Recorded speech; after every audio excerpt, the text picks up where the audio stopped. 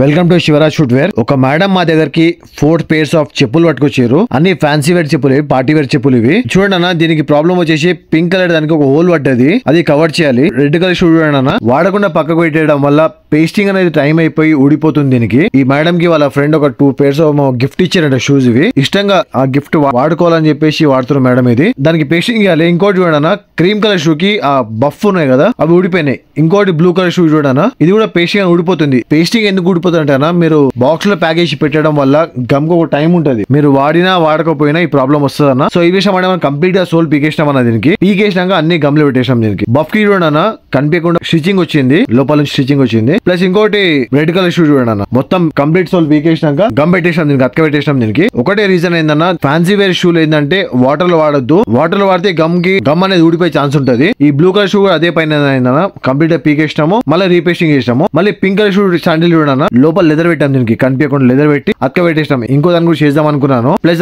దానికి అవసరం పడలేదని చెప్పి చేయలేదు. ఇది మన దగ్గర చూడన్నా పని ఈ విధంగా ఉంటది కూడా.